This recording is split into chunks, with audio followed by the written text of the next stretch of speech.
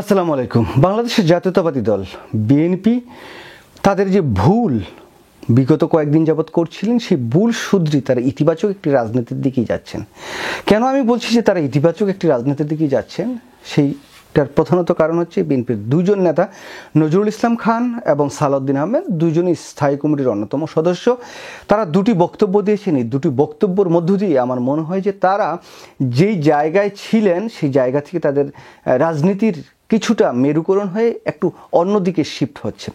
নজরুল ইসলাম খান বলেছেন যে নির্বাচনের দাবিতে আন্দোলনের প্রয়োজন নেই, কারণ এই সরকার তো আমরাই সমর্থন দিয়ে বসিয়েছি। দেখুন, বেশ কয়েকদিন যাবৎ বাংলাদেশের জাতীয়তাবাদী দল বিএনপির বিভিন্ন পর্যায়ের নেতাকর্মীরা যেই ভাষায় বক্তব্যটি দিচ্ছিলেন, এই বক্তব্যের মধ্য দিয়ে বিএনপির রাজনীতিতে একটি নেতিবাচক প্রভাব পড়ছে এবং বাংলাদেশের সাধারণ জনগণ অনেকটা বিএনপির প্রতি ক্ষুব্ধ হচ্ছিলেন যে বিএনপি এত অস্থিরতা কেন নির্বাচন নিয়ে।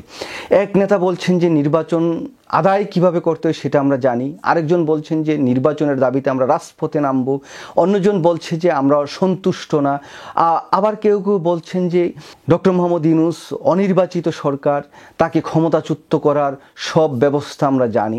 এই সমস্ত বক্তব্যটি বাংলাদেশের সাধারণ জনগণের মধ্যে পজিটিভ ভাইব তৈরি না করে নেগেটিভ একটি অবস্থায় বিএনপি চলে যাচ্ছিলেন। তো সেই জায়গা থেকে এই যে নজরুল ইসলাম খান একটি চমৎকার বক্তব্য দিয়েছেন এবং তিনি বলেছেন যে ডক্টর মোহাম্মদ ইউনূস তিনি আগেও বলেছেন যে এই বছরের 2025-এর ডিসেম্বর অথবা 2026-এর মে জুনে নির্বাচনটি দিবেন।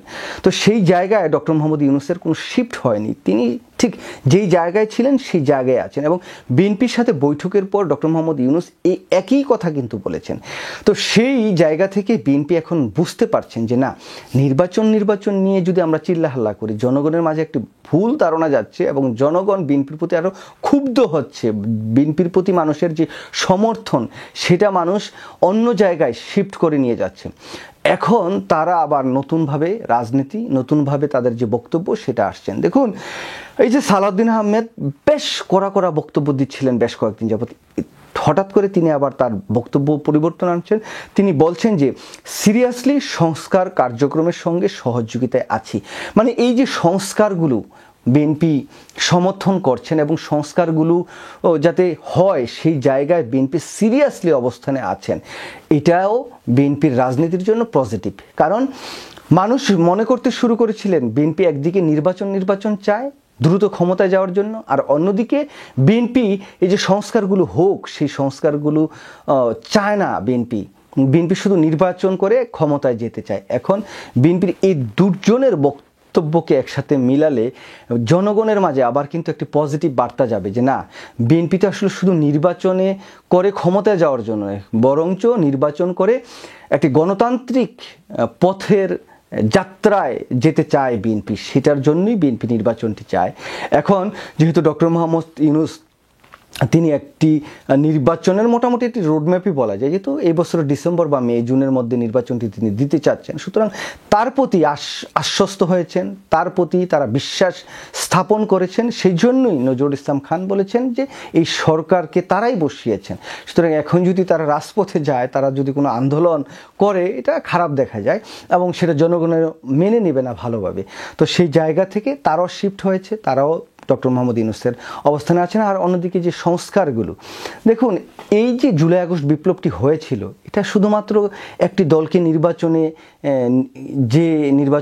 নির্বাচনে ভোট দেওয়ার জন্য না, বরঞ্চ যে রাজনৈতিক যে বন্দোবস্ত, রাজনৈতিক যে একটি কাঠামো ব্যবস্থা গড়ে উঠেছে, যে কাঠামোর মধ্য দিয়ে বাংলাদেশের ফেসিবাদের জাগরণ তৈরি হয়, সেই জায়গা থেকে বাংলাদেশের জনগণ, এই ছাত্র জনতা চেয়েছে যে এই জায়গায় একটা নতুনত্ব আসবে, সংস্কারের মধ্য দিয়ে যাতে কোনো ফেসিবাদ আবার পুনরায় নিজেদের ক্ষমতা আঁকড়ে ধরে না রাখতে পারে, সেই সমস্ত কাঠামোগত পরিবর্তনগুলো করে নির্বাচন হবে।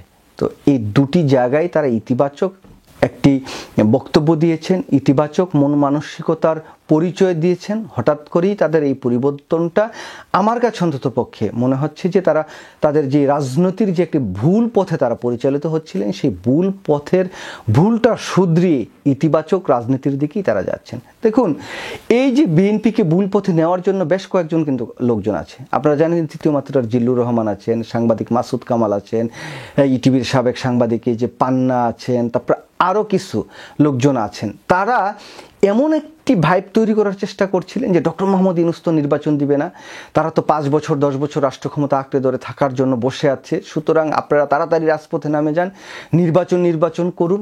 এই যে কিছু সাংবাদিকরা ভুল বুঝিয়েছে বিএনপিকে, এই ভুলটার কারণে বিএনপির জনসমর্থন কিন্তু বেশ কয়েকদিন যাবৎ বাড়ে নাই, বরঞ্চ বিএনপির পক্ষ থেকে যদি একটা সার্ভে করা হয়, এই যে নির্বাচন নিয়ে তারা চিল্লালেন বেশ কয়েকদিন যাবৎ, এই চিল্লাহাল্লার কারণে কিন্তু বিএনপির জনসমর্থন কমেছে, বাড়ে নাই।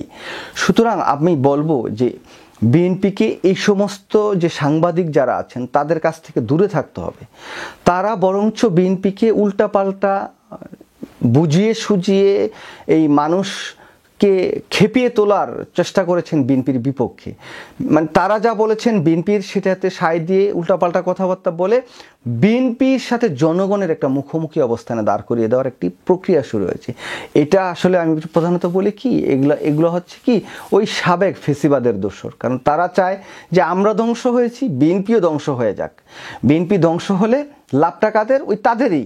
তারা বলবে দেখো বিএনপি এখন কি আকাম কুকাম করছে, বিএনপি সংস্কার চায় না, বিএনপি এটা চায় না সেটা চায় না, বরঞ্চ আওয়ামী লীগই তো ভালো ছিল, সেইটাই তো ভালো ছিল, এটা বলার জন্যই কিন্তু তারা এই কাজগুলো করে। তো সেই জায়গা থেকে আমি অনেক খুশি যে বিএনপি অন্তত একটু পরিবর্তন আসছে এই নির্বাচনী ব্যবস্থার বা নির্বাচন নিয়ে তাদের কথাবার্তায়, এবং সংস্কারের যে কথাবার্তা সেই জায়গায় তারা পরিবর্তন আনছে। এই পরিবর্তনটা বিএনপির দরকার ছিল।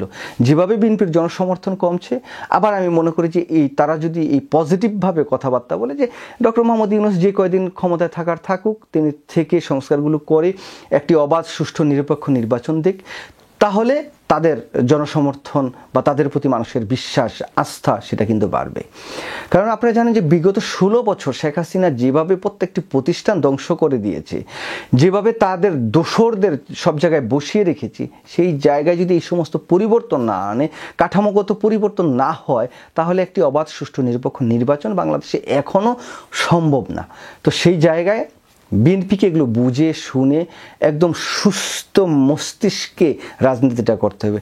খামোখা ওই পিনাকিকে গালাগালি, ইলিয়াসকে গালাগালি, আমাকে গালাগালি, কনককে গালাগালি সহ আদার্স লোকজনকে শুধুমাত্র গালাগালি করে আমরা ভুল বুঝাচ্ছি জনগণকে, এগুলো বলে কোনো লাভ নাই।